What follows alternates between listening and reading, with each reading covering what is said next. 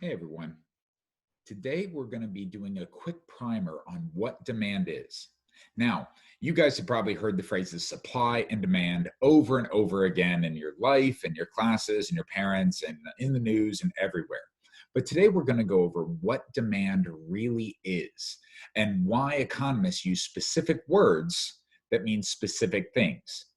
Um, a big phrase you're going to want to know is what is a change in quantity demanded.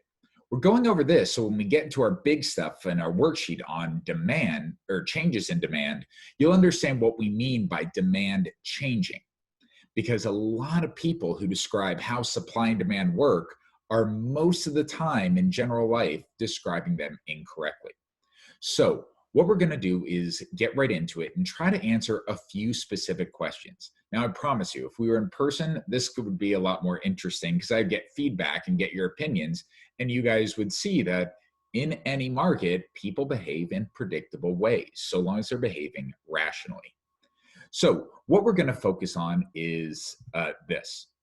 Let me go ahead and share my screen with you. And what this is here is a few questions, just 4 quick questions that we're going to want to answer about demand. So, what is demand? Now, something you might want to jot down just so you remember it, because knowing this is really going to help you a lot more for when we get into changes in demand, demand elasticity, when we get into supply elasticity, when we get into equilibrium in markets. Understanding your basics really helps you build everything from there. So the first question here is, what is demand? So if you're jotting this down, know that demand is the quantity of goods that people will buy for a given price. The concept is this. If I were to sell any good, for example, t-shirts, if I tried to sell it in a market, now that market can be just the kids in a classroom. It could be the store on a corner. It could be a shop in a whole mall. It could be Amazon and be worldwide. It doesn't really matter because demand is the quantity or the amount people will buy at a given price. So think of it this way. If I set the price of a t-shirt to $8, a certain number of people would want to buy it. Let's make it, in this case, 20 people. So at $8, I would sell 20 t-shirts. So that means at $8, the demand for t-shirts is 20. That's essentially what demand is. Now, demand, when we talk about demand for a market, deals with kind of this curve. It means that as prices change, people will want to buy more or less of a good. And that's essentially what the law of demand is. The law of demand is a really simple concept. Actually, all these concepts are simple. They're concepts you use every day when you're trying to buy stuff. So the law of demand is this. It means that as the price of good increases, the quantity or the amount people demand of that good decrease. The idea is if something gets more expensive, as in the price goes up, people will buy less of it. And the other part of law of demand is as the price of a good decreases, the quantity people demand will increase. For example, if the price of something goes down, people will want to buy more of that good. This is really simple common sense that you use all the time.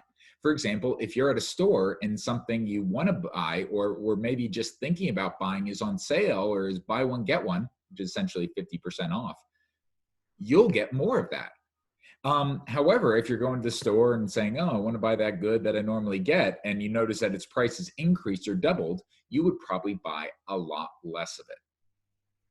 So the law of demand simply means as the price goes up, people buy less. As the price decreases or goes down, people will buy more. Now, this relationship of the price increasing, people buying less, or the price decreasing and people buying more is what we call a negative relationship. It means as one increases, the other decreases, and vice versa. That's why when we get to a demand curve here, we would go ahead and see that it's downward sloping. Do you remember from your math class? Negative relationship, slope downward. So What this concept means is this.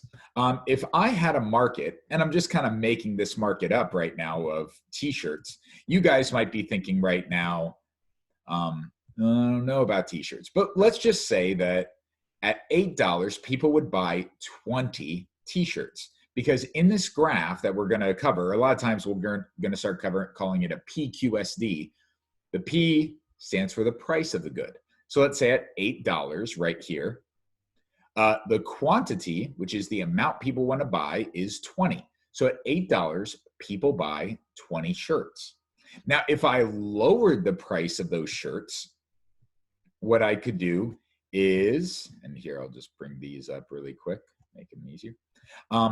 If I were to lower the price to, let's say, $5, at $5, people are going to buy 50 shirts. Think, if you went to a store and the shirt that you normally were ready to pay $8 for is now on sale for $5, you buy more of that good. And there's two reasons why. We'll get to those in a sec. And if I lowered the price even more to, let's say, $2 a shirt, people would buy a whole lot more. They'd buy like 80 shirts. And they'd buy like 2 or 3 or 4 or 5 a person because they're really cheap. And so people buy more. And there's two reasons we have for this. They're called the income effect and the substitution effect. And just so you understand these for later on when you take like maybe bigger economics, the substitution effect essentially works this way. If you go to the store and you want to buy your favorite soda, so pick whatever soda you want. I'm just going to say Sprite for a type brand that I made up.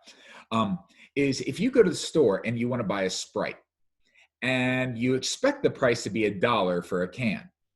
If you go to the store and the price is now $2, you'd probably look at that wall of sodas and go, well, Sprite's $2. All the other sodas, which we call substitutes, it's something you might get instead of a Sprite, are all relatively cheaper.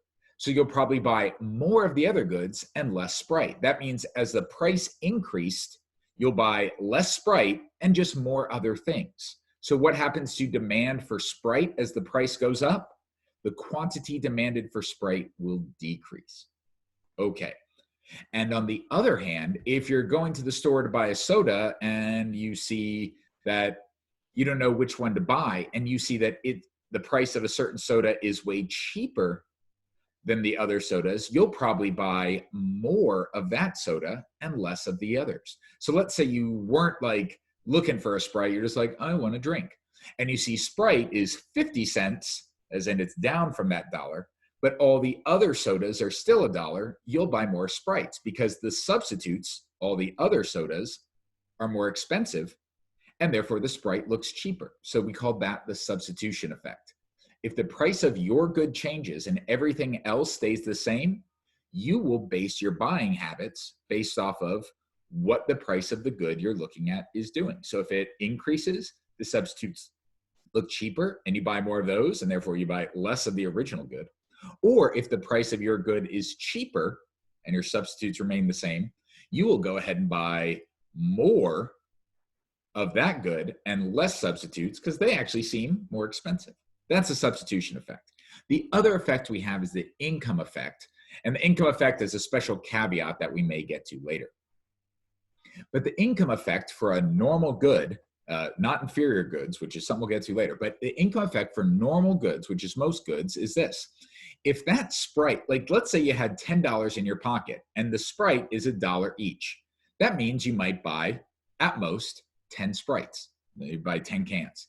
But if that can went up to $2 a can, that means with the income you have, the $10, you're going to go ahead and can only afford to buy 5. Now, we're just imagining Sprite's the only good in the whole store that you can buy.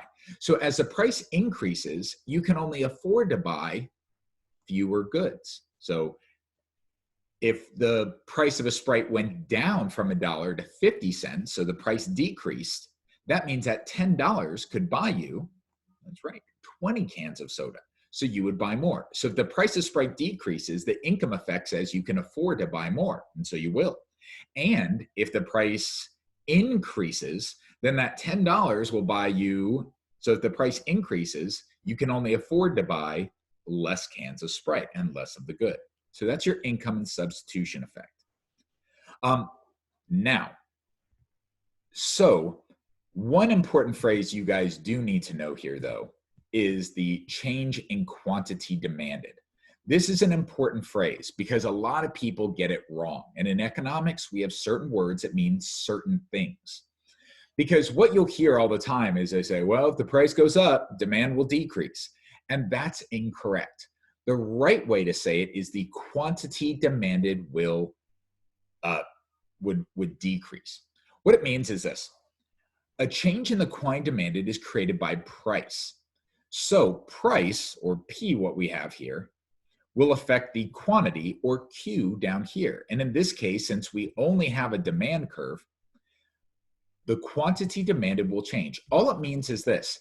If I lower the price from $8 to $5, the quantity, the Q here, will change or increase from 20 to 50. If I lower the price from $5 to $2, the quantity or amount people will demand will increase from 50 to 80. The key concept is this. Demand is the amount people will buy for any price that prevails in the market. So what you see here, this blue line is called the demand curve. What it means is it just shows the demand, or how much people will buy for any price people will buy in the market, or any price that may prevail in the market. So for any price, here's the quantities people will buy. Now, to change demand, it would require you to change the whole curve, which is what we're getting into in our next video. But if you notice, going from $8 to $5 or $5 to $2, we go from here to here to here, and the curve never moves. Typically, this is what we mean this is what the law of demand is referring to. Demand itself never changes. The quantity, or the amount people demand, changes. So a change in price only affects the change in quantity demanded. So if I go from $2 to $5, the quantity, think of your Q here, changes from 80 to 50. So the simple rule is this, before you get like all in a tizzy, price only changes quantity demanded. It will never change demand. Just remember, price changes quantity demanded. And quantity demanded is only changed by price. And how do you remember that? Well, see how you have your Q and your P? Price changes quantity. If they're on the same graph, they affect each other. So price changes quantity demanded. Price never changes demand. Demand is changed by several other things that we're going to get into in the next video, in the next lesson. All right, and now one other thing that I want to kind of answer is this question right here. A lot of people might be thinking, no, when the price of a good goes up, people will buy more of it. And that is not correct. Now, I know you might be thinking, hey, when the price of maybe this certain type of sneaker is there, people will buy more of it. And really, you're getting everything backwards. The real question is, why did the price go up? And the price increased because people demanded more of that good. So if something's popular or people want to buy it, its price can go up. Now, if a good is just where it is and all of a sudden the price of it goes up, people will buy less of it. They can't afford to buy as much, and substitutes are going to all look cheaper. And if something decreases in price, people want to buy more of it, because we have to believe in something called ceteris paribus. And ceteris paribus is Latin for all things equal. So if some shoes get really popular, something changed to make them so. And so that's what made the price increase. It's because the demand for the good increased, which is what we're getting into the next one. So just remember, if the only thing of a good changing is its price, people will buy less.